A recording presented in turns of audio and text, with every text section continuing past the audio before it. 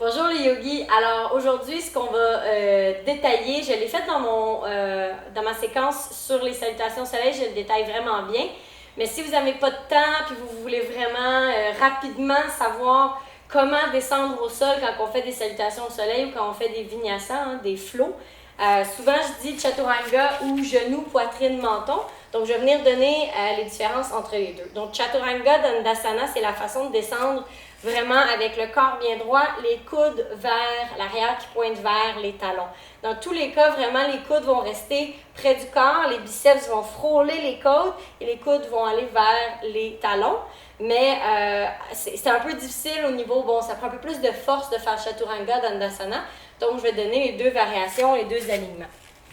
Donc, on part de la planche.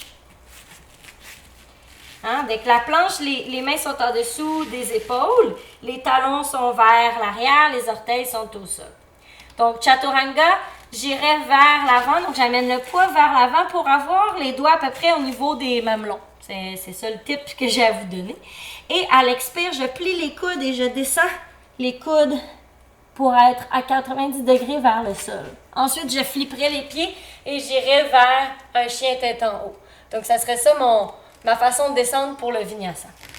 Si je reviens dans la table, pas dans la table, dans la planche, mon Dieu, c'est un petit blanc.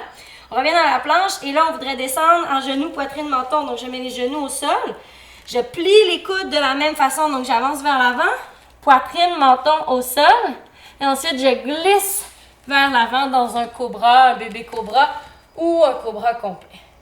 Donc, voici les deux variations. Dans tous les cas, lorsque je descends vers l'avant, je veux avoir vraiment, là, pour l'alignement, avoir les mains au niveau des seins, au niveau des mamelons, pour me retrouver au sol avec les coudes qui pointent vers l'arrière, les coudes qui sont près du corps et les mains déjà en place pour le bon alignement pour faire mon cobra ou mon chien tête en haut.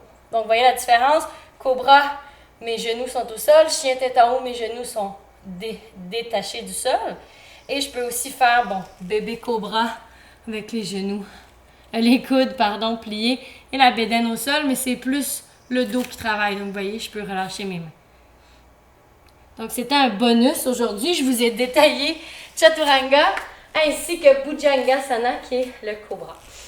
Donc, je vous souhaite de continuer d'être curieux, curieuse et de peaufiner votre pratique parce que c'est comme ça qu'on évite les blessures, c'est comme ça qu'on apprend et c'est comme ça qu'on s'améliore.